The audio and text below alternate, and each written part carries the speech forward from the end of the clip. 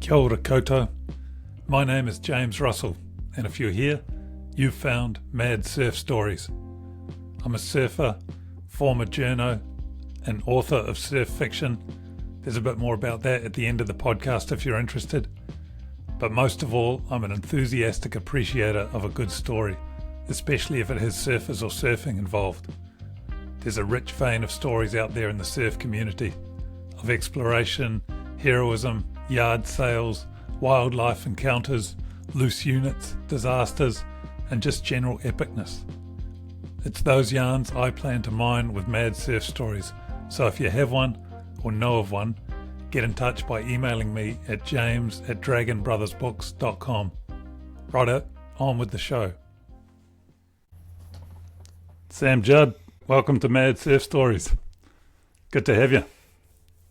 Kia ora, James. Yeah, ko remu taka nā pai maunga, ko te awa kairangi te awa, ko te whanganui ātara te moana, hari koa taku nākau ki te haere mai, ki te tautoko o te kaupapa o te rā. Ka pai, nice one.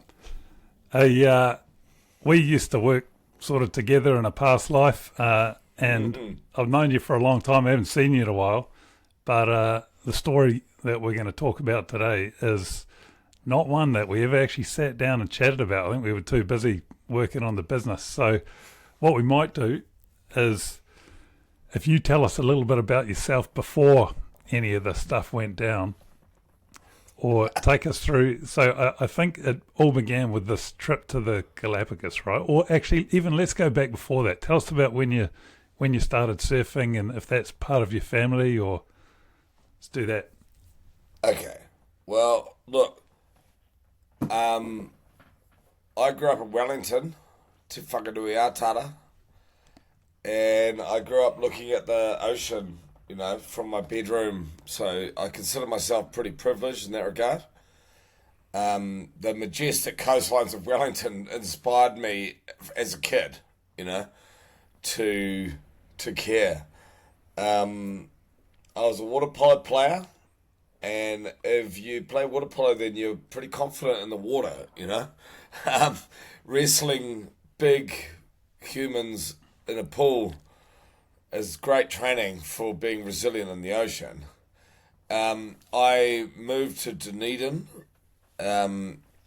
for university and did, you know, essentially 6 years of university through Otago, and learned to surf down there. There was no water polo, so I started surfing. But yeah, I've been scuba diving since I was 10 years old. Like, massive credit to my parents. They bought myself and my older brother a birthday present, which was a scuba diving course. And I seriously recommend this for anyone who's got kids. It's like, put them through a scuba diving course when they're young. So at 10 years old, I was a junior open water diver, like scuba diver.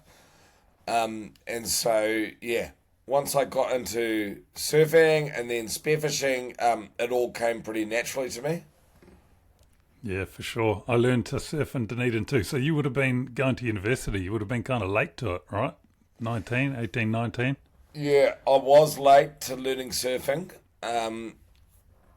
Sadly, previous to that, I was actually a bodyboarder, which is embarrassing. Maybe we should talk about it.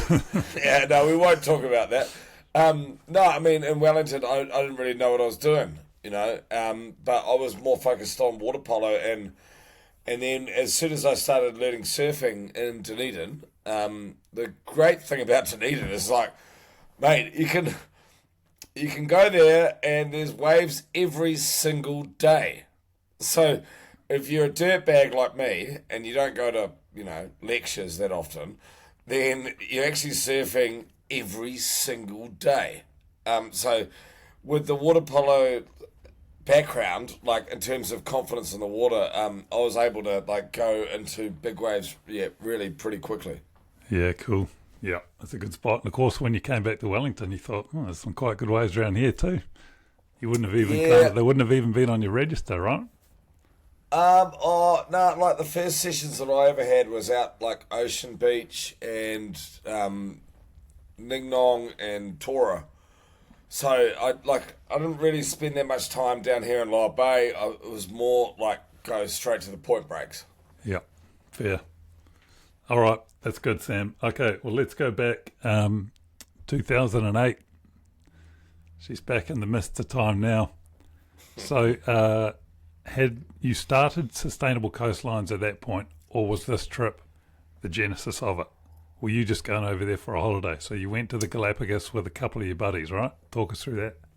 I'll even wind it back a little bit further for you, James. So in my 4th year of university, I did an exchange to Mexico.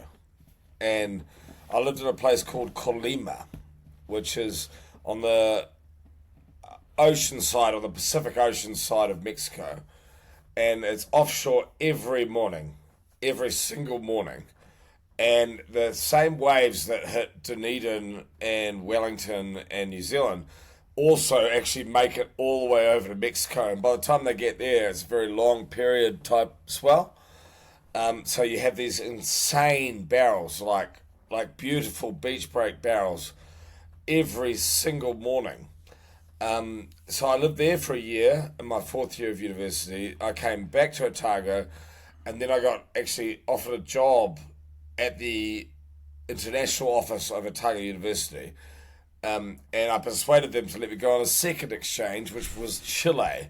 So I'm fluent in Spanish. Hablo español como quieras, pues, amigo. But I went to Chile and I finished university in Chile, which was essentially my 6th year because I did a BA in political studies and a law degree, and I finished in Chile and then went to Galapagos Islands and started Sustainable Coastlines. So that was a holiday? The Galapagos trip was a holiday? Yeah. It was basically like, okay, we've finished university. There's 2 Kiwis, both surfers.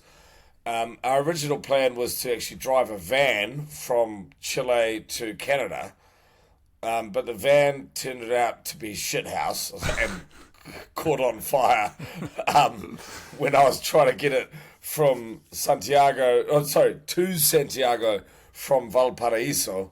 It caught fire in the Andes, and I had to put the fire out by smashing a bottle of wine and pouring it on it, which wasn't great. But I gave up on the idea of the van after that. I was like, screw this, let's go to the Galapagos. Sweet. And you knew there was surf there? There is good surf. I don't know about surfing in the Galapagos. Some good waves? If you look at where they are on the map, Exposed. And you know anything about weather, then you know that it's going to be pumping, mate. Like, it actually gets the south swell that, say, New Zealand, Chile, Mexico, all of that south swell hits it. But it also gets the north swell, like the Hawaiian north swell. So during essentially the summer months, it gets those storms that come down from Alaska and that. Yeah. Okay, so tell us about your 2 mates. Who were they? Well, my mate James Bailey, he's a sheep farmer from Tidal, right? Super random, good friend of my cousin. But he joined me on this mission and came all the way out to Galapagos with me.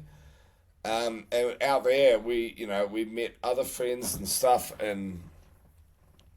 But James is the co-founder of Sustainable Coastlines, and he's an absolute legend. Like, he's never, ever, been paid for a cent of time. He's just that guy who cares about our coasts.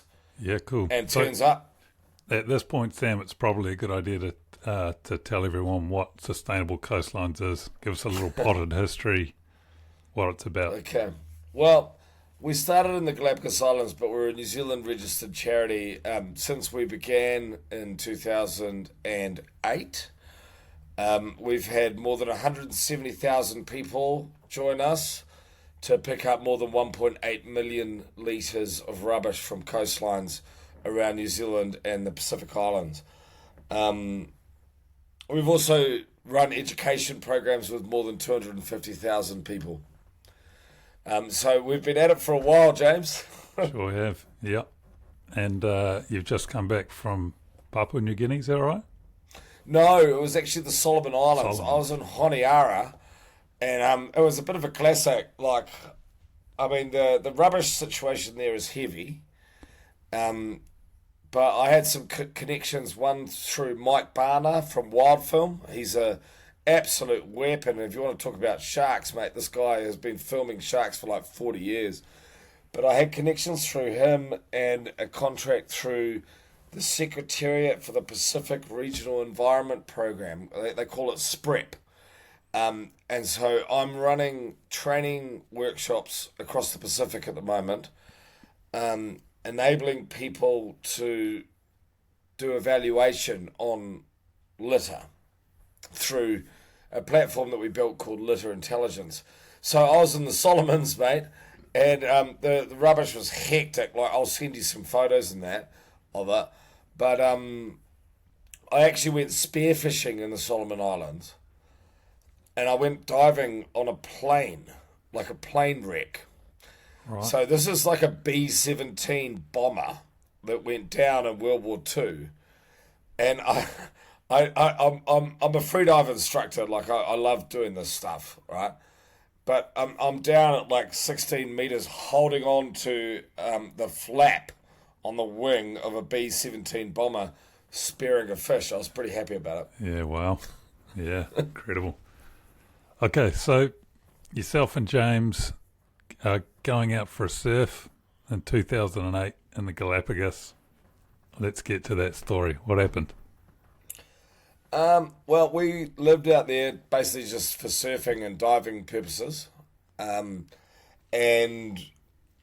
this random old mate who was a Kiwi, like, turned up at the beach one day with like a little, almost like a shopping bag was all he had, like no actual pack, you know. But he was actually traveling there, and like, he was wearing jeans in the equatorial heat, like.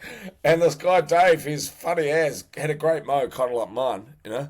But he was like, "Oh, hey, I'm volunteering for the national park to go out and pick up litter off coastlines." And me and James were like, "Fuck, that sounds like a pretty fun mish. Like, I'll do that, yeah." And it was him that gave us the connection. He ended up actually leaving. It didn't work out for Dave, but me and James like kept the connection to do this volunteering mission. And so we went out for 8 days on an old fishing boat that was funded through a charity that funds the National Park of the Galapagos Islands to send volunteers out with fishermen, right? So we're on a crap as old fishing boat. 8 days, we got 1.6 tons of rubbish off coastlines where no one actually lives.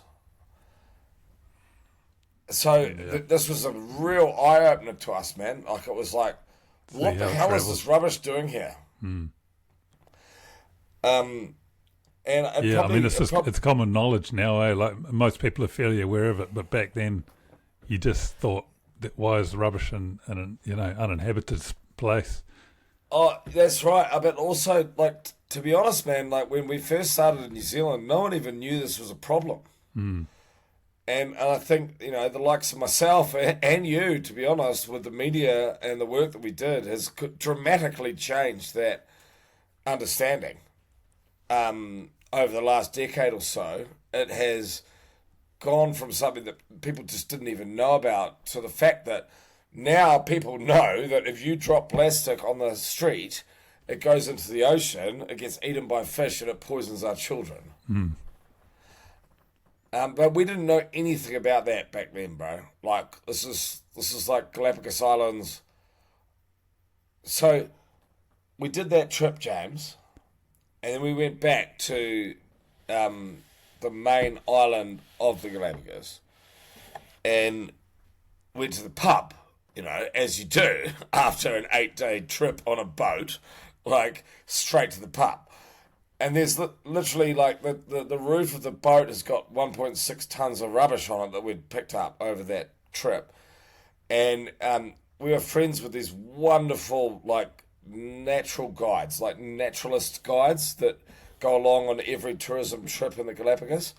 And we're in the pub with these guys who are who are from San Cristobal Island in the Galapagos, where we were renting this house, and we talked about what we'd just done, which was insane. We found endemic animals dead, caught up in rubbish and stuff, and we were pretty inspired at this point. And so one of the lads said, "Oh, hey, maybe we should do this same thing on San Cristobal Island," And I was like, "Yeah, I'll help do that, sweet as, like, whatever." And then one of them said, "Oh, I'll put my boat in the water and go up the coast." I was like, "Sweet." Someone else said, "Oh, I'm a dive instructor. I'll put everyone diving next to the wharf. We'll pick up trash underneath the wharf." I was like, "Sweet." And then the other person, maybe through peer pressure or whatever, was like, "Oh, well, I'll pay for the food." And so I was like, "Okay, sweet as, we all clink our glasses, let's do it," kind of thing, right? And let's clean up San Cristobal Island. And then I went back to San Cristobal Island. 3 days after that pub session, James, I was bitten by a 3-metre tiger shark on my leg, surfing. Straight to it. Yeah. Well, it wraps into that story, dude. Yeah. It's part of it, So to be honest. did you go and do that trip and pick up some rubbish and then come back and go surfing? Or was that prior to even leaving? Yeah, so I was surfing, and then I did that trip. I got back to the main island, and then we, round the pub, clinked the glasses, said, "Yeah, let's do this cleanup event." But then I travelled home, where all of my stuff was stored and whatever. And 3 days after that trip, I got bitten by a tiger shark. Yeah, right. So were you surfing that day with anyone else? With James? With James. Just the two of you? There was another guy called Neil. There was a mountaineer called Neil. Sadly, he's actually no longer with us. But his mate Sandy Britton is still with us and lives in Gisborne, and he's a legend. So yeah, this guy Neil was there, and James was there, and me, and man, it was like getting hit by like a rugby tackle from a huge, like a huge flanker or something. Yeah. So no one else, no locals out? No locals. No, and, it was is this dusk. Is this a point break, beachy? No, it was a heavy reef break. It's a place called La Loberia. Yeah. Right, the Loberia in San Cristobal Island. It's a savage reef, like it's an A-frame reef break.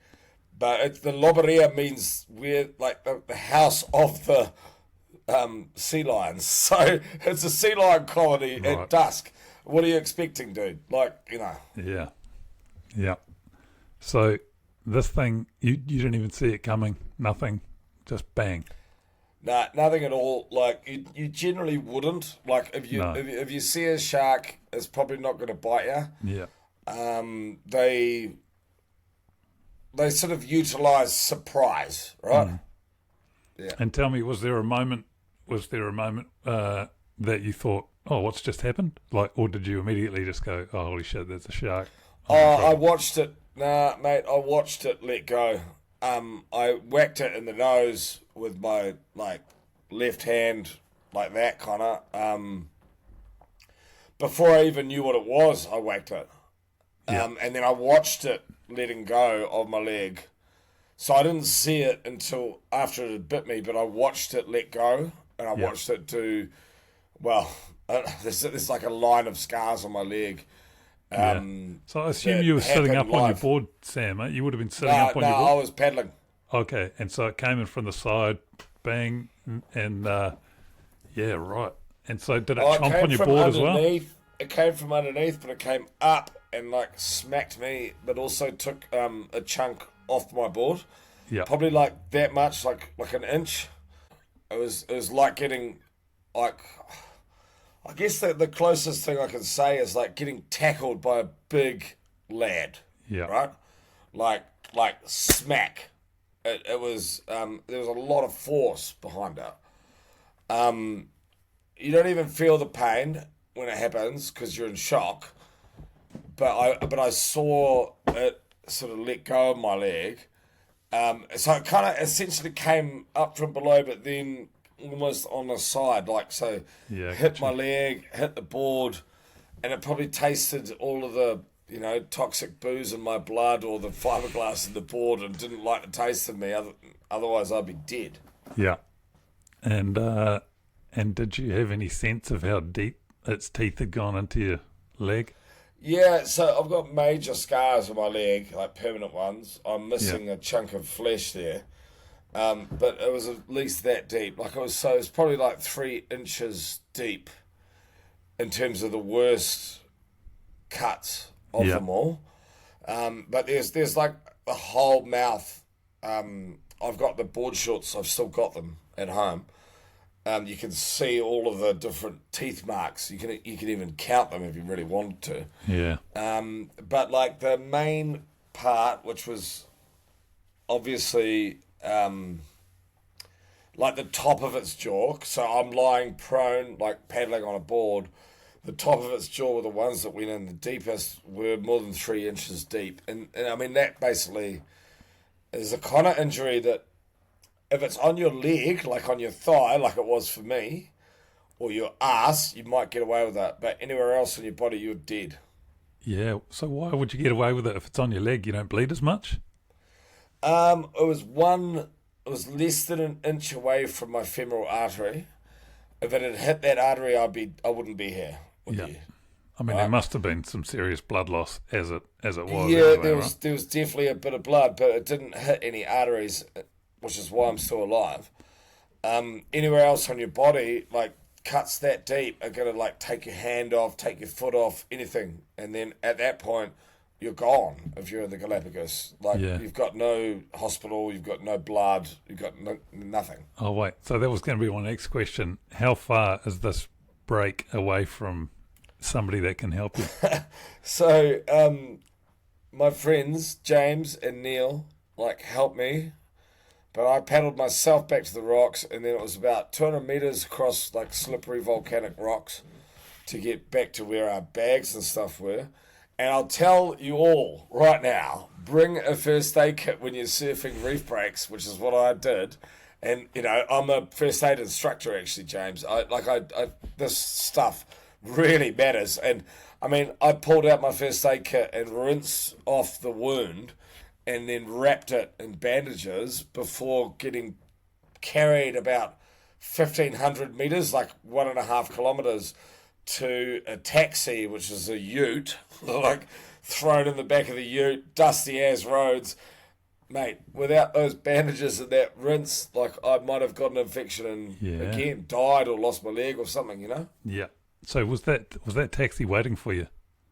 Oh, we were able to call it to Okay. turn up. Yeah, yeah, But like the point is, out there's nothing, right? yeah. And There's- the two there's no boys carried hospital. you. Two boys carried you 1,500 They meters. carried me, yeah. That can't be easy. That's a good effort. Yeah. And so what then? Where did the taxi bring you? So it took me to this place, which they call the clinic, the hospital, or whatever on this island, which is the most disgusting place on the whole island. Everyone who gets sick, that's where they go, right? So if you want to get an infection, go there, kind of thing. But they have this wonderful system, James, in the Galapagos, in Ecuador.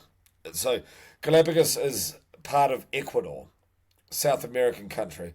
The doctors and the dentists get sent for a year of, call it like servitude or something, but they work for the government for the first year when they've just been qualified, right?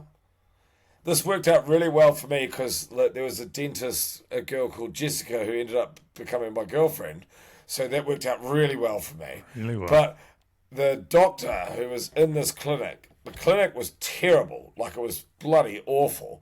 But he was just qualified. He was skilled as, and he got this massive syringe and filled it up with peroxide and iodine, right? That was the key. And he was huge syringe, right? And shoved it deep into my leg, and he went in and out with this stuff, and like basically probably saved my life. Because, sharks, they don't brush their teeth, mate. Yeah, lots of bacteria. Yeah. That was my biggest concern, was the infection, because with the heat and like the dirt and the dust and stuff, it was like, man, I really don't want this to get infected. But because I had a first aid kit in my backpack on the beach, before the, kilometre kind of carry from my friends, I was able to wash it out a little bit with saline and then, wrap it and stop dust from getting into the wounds. Yeah, amazing. So how long did you stay in that clinic? Oh, no, it was just like 38 stitches, I'm out of here. Sheesh. That's good. And I went back next day to like get the dressing changed and essentially just ejected myself out of there because I was like, nah, mate, like, you're not even wearing gloves. This place is horrible. So I actually, my Ecuadorian beautiful dentist girlfriend at the time, she did the dressings for me. It was way better. I was going to say, it was cleaner than the clinic. Did you go back for the dressings or to see her again? No, well, she looked after me, like it's important to have friends. It sure is. So you stayed, you actually stayed there for a bit longer, right? You didn't just leave and come back to New Zealand with your tail between your legs. No, well, what happened, mate, is it went on TV3 on the news. My cousin's a reporter on the television. He's actually with the Herald now. Mike Morrow. He's like the best reporter in New Zealand. Right. After you, of course, James. I know. Yep. Yeah. So he put these stories on the news, and then when I called my travel insurance, they freaked out because it had been on the news twice, and so they evacuated me and sent me to Ecuador, to Quito, the capital. They actually paid for my girlfriend, who is the Ecuadorian dentist, to come with me and look after me as a support person. Brilliant. Which was a brilliant result for me. I ended up spending 9 days in the Hilton in Ecuador in Quito, recovering from my injury on travel insurance. So, it worked out pretty well.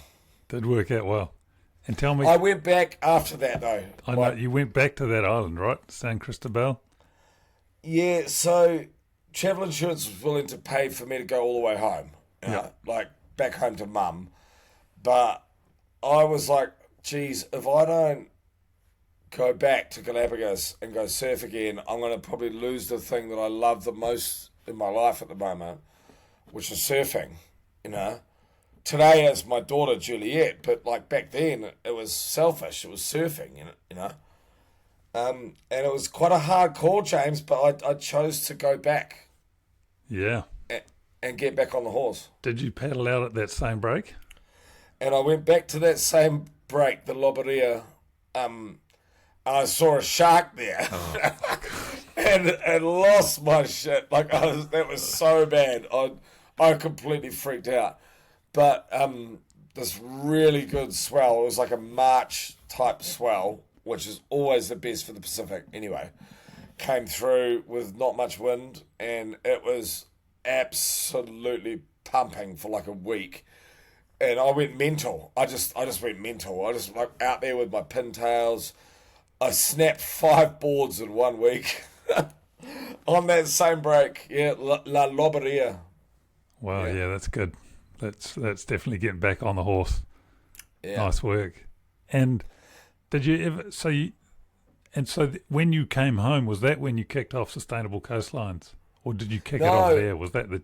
No, it was actually in the Galapagos. So like, I think surfing that break after having been bit there, and then going back and surfing it, double overhead, big barrels, and all that.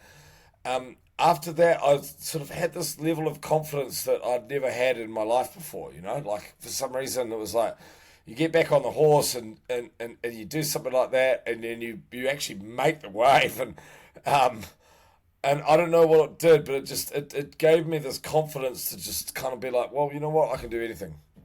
I went for a meeting with the National Park about the shark bite.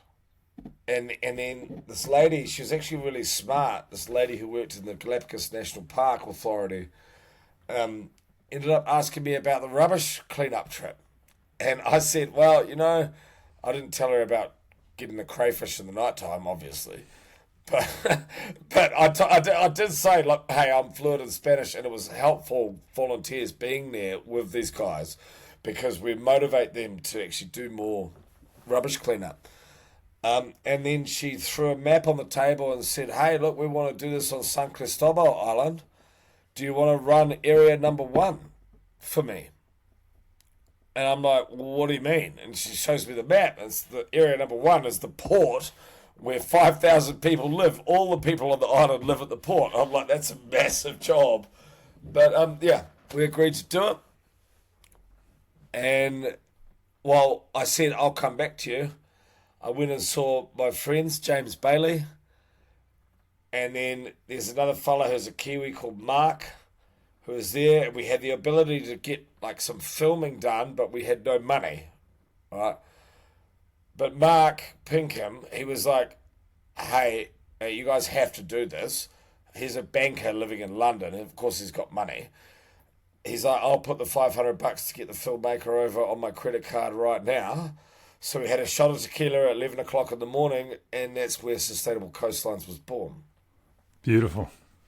Beautiful. Yeah, you guys have always been really good at telling the story of that and inspiring people, It was one of the things that I realised early on. It's so important, to be able to tell that, to be able to show people their effect of what they're doing, tell them the issues, and then show them how much they can, what they can do, how much they can contribute to fixing that situation. Well, mate, the thing is, like, the issue is ubiquitous, right? There's plastic on every single piece of coastline in the world, right? But, like, over here, I'm in Wellington right now, and on the 30th of December, we're expecting more than 400 people to come and pick up trash with us. And then afterwards, we've got like a New Orleans-style brass band who's going to roll down Petone Beach with the giant tubas and the horns and stuff. And really, to be honest, man, we need some happiness in our lives. All we do is facilitate that. People already want to do better for waterways and coastlines. They just need the coordination and the motivation to do it, and that's just what we do. Yeah. Tell me, one thing that I see, I live in Mangere, just South Auckland, and I see there's a lot of litter here, right? There's a lot of people throw stuff on the ground. How do you stop people doing that?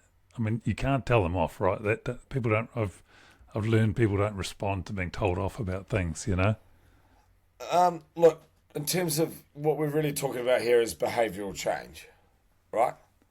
How do we change behaviour? And so the kind of stuff that I've done over the years is get psychologists on board to help us measure, does our work change behaviour? And we know that it does. Like our educational presentations have been proven to reduce littering behaviour and reduce single-use plastic consumption. New Zealand is the 10th worst in the world in terms of how much plastic we consume per capita. If this was a populous country, it would be a dump, mate.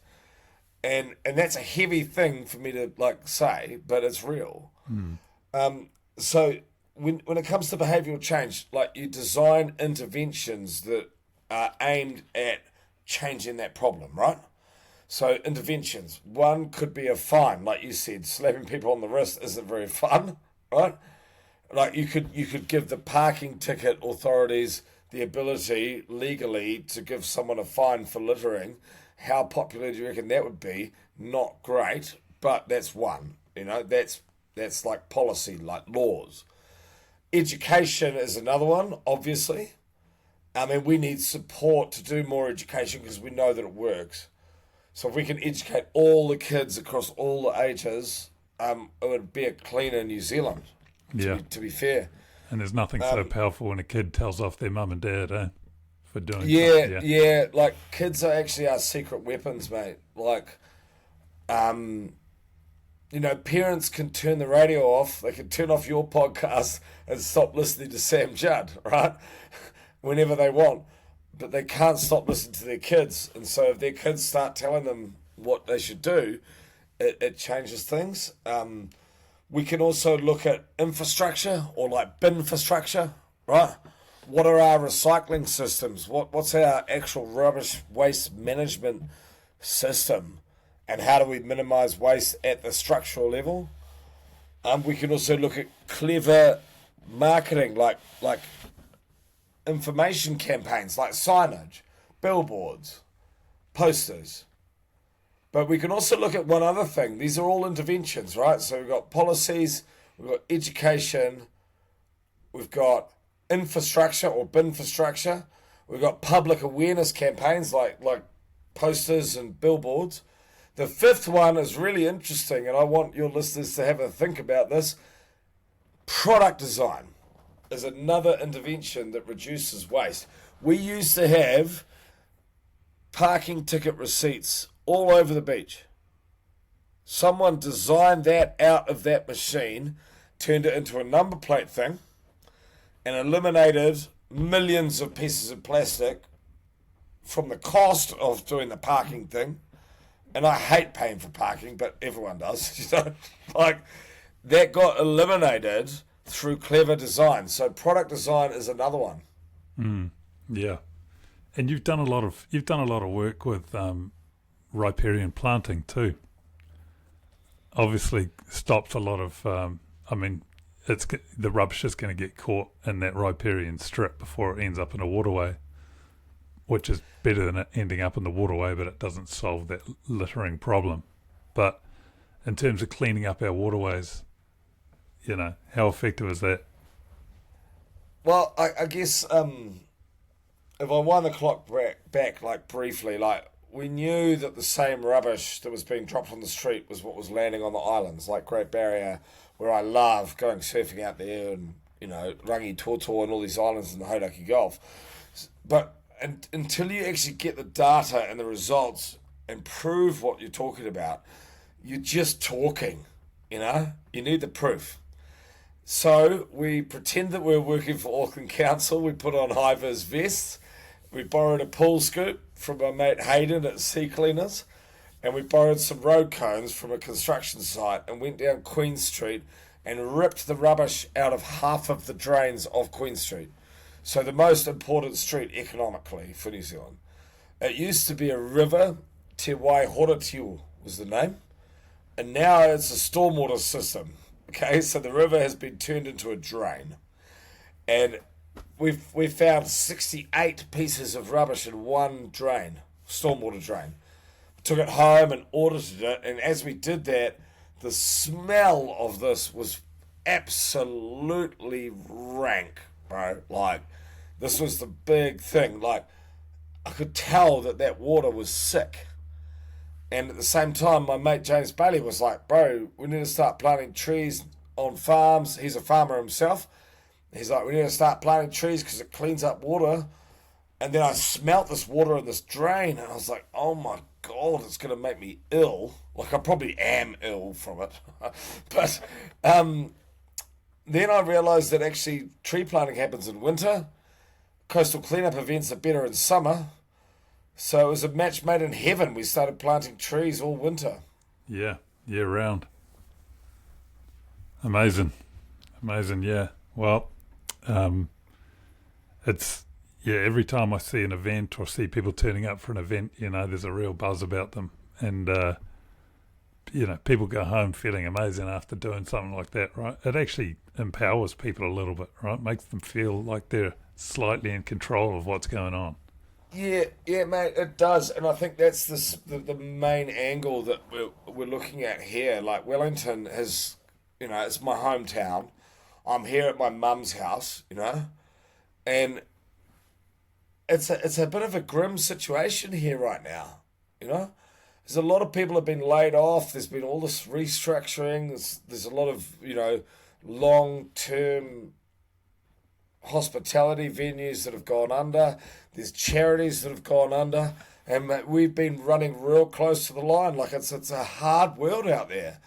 People need something positive, They need something to be proud of. And we're about to go clean up the hut, 13th of December, and we're going big scale. Like, we've got the Spirit of New Zealand boat, we've got commercial divers, we've got volunteers all over the city coming along to give us a hand. And afterwards, they're going to come together with a jazz band and feel good about themselves, mate. And this is exactly what people need. Yeah, brilliant. Sam, I have one more question for you. It's kind of an odd one. If you were able to turn back the clock and make it so that that shark didn't chomp on your leg, I think I know the answer to this, but would you turn back the clock? Would you take that out of the history of your life? Geez, that's a really good question. I mean, look, I reckon life is a journey of learning. And we learn from everything that happens to us as we go through this thing, right?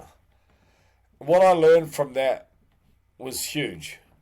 And like, it gave me confidence to believe in myself, to be able to go, you know what, the shark didn't kill me, it didn't beat me, and now I can do anything. And so I'm not scared ringing up anyone, I think I rang you up, James, and said, hey, promote our event or something. That's how we probably did when you were working at the paper.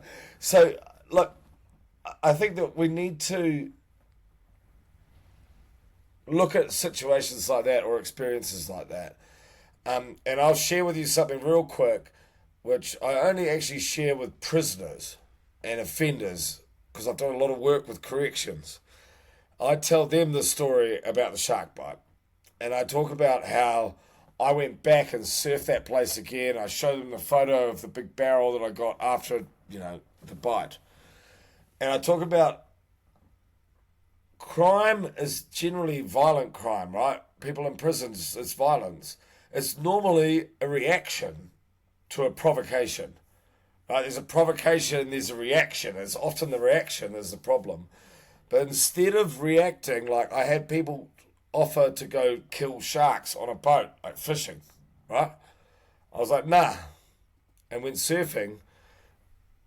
When I did that, it increased my resilience, not physically, and not even almost sort of mentally. It was like inside. It was like after that, I was like, I could do anything. So whenever you get knocked down, it's about how you get back up on your feet. So let's go do that. Love it. Thank you, Sam. Appreciate your time, my man. I hope you enjoyed the show. If you have a mad surf story or know of one, get in touch by emailing me at james@dragonbrothersbooks.com. The following is a chapter of one of my surf novels. You can listen to the rest wherever you get your audiobooks, including Spotify, Audible, Apple Books and Google Play. Or if you like books made of paper, you can find them on my website at dragonbrothersbooks.com. Just click on the menu and select books for adults. Or you can buy them on Amazon. All the best.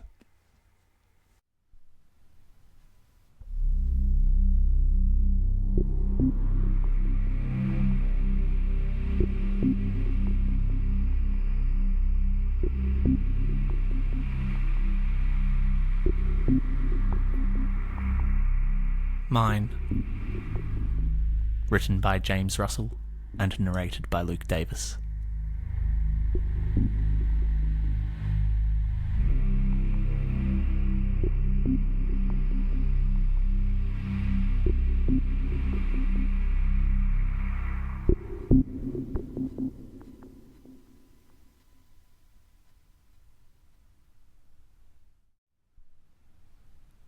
Chapter 1. The day the Brazilian boys were murdered, the surf was so good it's impossible to do it justice in writing. I remember it with a hard-edged clarity, a laser focus. I'd sat for a while on the beach, wholly hypnotized.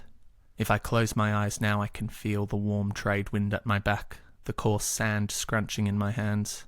That day, sets arrived from the open sea in endless, ordered regimental ranks. As they sensed the reef, the swells rose still higher, forming great glossy walls in such abundance it was like some sort of oceanic production line. Each wave, darkened by the sheer volume of water it contained, suddenly glowed like a jewel as it thinned and reared and toppled, backlit by the rising sun.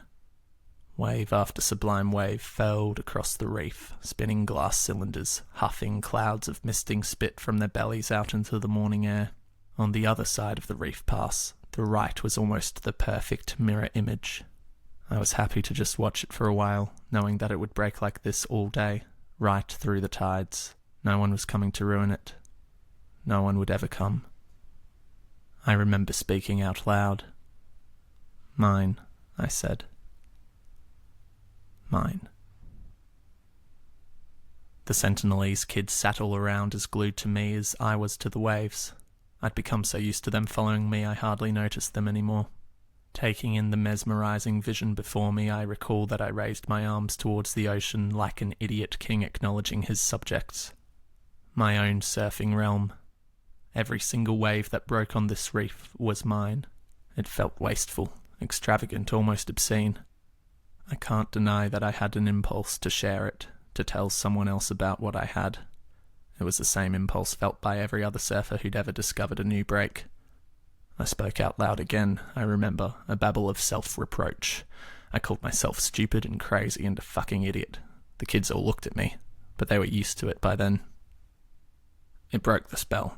I remember picking up my board and trying to ignore the fact that the nose of it was gone, shortened by 6 inches the week prior from a collision with the reef. I'd been horrified, stricken with dread. I'd dried it in the sun, then packed it with fish oil and grass, but I knew it was hopeless. The foam was browning, the stain travelling down the board, disappearing under my chest. I decided on the left. The set that swept through the bay just before I paddled out is etched in my mind. The biggest of the morning. The first wave crumbled and avalanched, sending a white tongue of foam sliding down its face. It seemed like some sort of personal courtesy to my surfing ability that the bigger it got out here, the easier the takeoff became. Then as the wave felt the pull of the reef, it stood, launching its muscular lip shoreward. It chandeliered, slabs of water falling one after another like chunks of ice breaking from a glacier. It looked as though it might close out, but I knew that it wouldn't. It never did. 60 metres down the line and the wave slowed to a grind. A vertical face chased by a foaming spume ball like looking into the belly of a concrete truck. Then once again the wave picked up pace, a uniform acceleration. The speed run. It hollowed itself out, moving with mechanical precision, a cylinder on a factory lathe. It spun like this for another 100 metres across the shallowest part of the reef. In a last act, a prolonged exhalation of spray burst from the closing mouth of the barrel, the cloud of vapour dissipating like a magic trick. When the Brazilians arrived, I'd had about a dozen of those waves. I hadn't fallen once. The Rollins took my breath away. There was time to stand upright, to marvel at the pure power pulsing beneath my feet. It was like big HTs, but reversed, and without all the fuckwits in the way. A lazy, drawn-out drop, my board thrumming with speed, a little fade and an easy bottom turn. All that was required was the subtlest of checks as the floor dropped out and the lip through. That first barrel was the easiest. I rode it deeper every time, the chandeliers falling from the roof like the cogs of some huge machine. Then as the tube spat and the wave slowed, I fizzed out onto the face and stood tall for a moment, arching my back, a smile pasted across my stupid, sunburnt face. I tried to do those cutties that Parko does, travelling a mile out on the face, rising, and then down-carving in a speeding arc until I could line up a bounce off the white water. Through the middle of each wave, I tried to hook ever harder in the pocket, sometimes free-falling back down the face. 1, 2, 3, 4 turns, and then it was all about setting up for the grand finale, the 100-metre sprint to the finish line. It's shockingly shallow, that part of the reef, and where I often came unstuck, but not that day. A continuous, transparent sheet glass guillotine sliced its way along the crystalline conveyor, gathering ever more speed until it breathed like a dragon into the channel. I got so far back in those barrels that I could feel the foam ball snapping at my heels. And then the Brazos showed up. I saw their boat from a long way off, but seeing boats in the distance was nothing unusual. Then they turned in my direction. Until I could make them out properly, I thought it might just be some plucky local fisherman coming to try out his luck in the danger zone. But as they got closer, I made out a familiar shape poking up in the bow of the boat. A board bag. I remember the electrical pulse that went through me, through my gut, up my spine. It comes back to me now just thinking of it. There were 2 of them, dark heads bobbing as they rose and fell over the swells. Their boat was the same as all the Andaman fishing boats, a long wooden skiff, brightly painted. Soon I was in no doubt they were coming. As I watched, one of them pointed in my direction. They'd seen me. I remember raising my arms above my head, palms towards them. Frantically I jerked my hands as though I could push them away. But on they came, faster now, planing through the pass. I sat on my board then, dumbfounded. A fog, a paralysis filled my head. I got caught inside by a wave that I hadn't even noticed coming, and when I surfaced, the 2 lads were hooting like crazy and dropping the anchor. They ripped their boards from the covers and threw them over the side, diving in after them. It was then I took my first glance back at the shore. I saw the kids run along the beach and disappear into the forest. My chest felt tight, and it was like all the energy had been sucked from my arms. I paddled as hard as I could towards the visitors, but I was well inside and they'd almost reached the takeoff spot by the time I made it out the back again. An 8-foot bomb reeled along the reef like a freight train. "Fuck!" screamed one of the boys, and he paddled even harder, frothing to get amongst it. His mate followed on his heels. They were both about my age, somewhere in their 20s, and tattooed and tanned and fit. They weren't the least bit afraid of the huge surf surging through the lineup. I remember the relief I felt as I paddled over that wave and saw there was a lull. There was still time. "Brah!" one of them yelled to me. He started babbling excitedly in Portuguese, but I cut him off. "Fuck off!" I yelled. I was gasping for breath. The Brazo smiled at his mate and then turned back to me. "Come on, man," he said. "You have to share with your new friends." "What the fuck? Are you naked?" "You have to go," I yelled. "You don't understand. They'll kill you." "Oh, okay, bro. No problem. We'll go." Grinning, he lay down on his board and took a few strokes towards their boat. Then he stopped, laughed, and sat back up on his board. "Get fucked," said his mate, smiling. He was looking out to sea, rising up on his board, and I knew the next set was coming. "You'll die if you stay here," I yelled. "So they'll kill us, but they let you surf here all by yourself? Nice try, man." "Listen to me," I pleaded. "This is North Sentinel Island. They will fucking kill you. They're coming already. You have to leave." The Brazo looked towards the shore. "I don't see anyone." "They're coming," I yelled, but the set had arrived and the boys had picked their waves. They paddled side by side, lying low and flat against their boards, kicking for speed. I followed them, but I knew there was nothing I could do. They wanted just one thing, to surf these waves. I knew exactly how they felt. They caught the first 2 waves of that set, confidently getting to their feet, their eyes already scanning down the line. Both were better surfers than I was, and part of me was thrilled to see these waves being so expertly ridden. They threaded those first tubes with a nonchalant ease, and as they continued down the reef I saw great rooster tails of spray sent skyward through the midsection of the wave. I looked back at the beach, trying to see what was happening through the atomized vapour of the pounding surf. 6 men were already dragging 2 dugouts down the beach. They leapt in and set to paddling, the thin hull slicing through the water. By the time the Brazos kicked out into the channel, the dugouts were well clear of the beach. I saw the 2 boys look back towards them, but I could see from the way they moved that they weren't alarmed.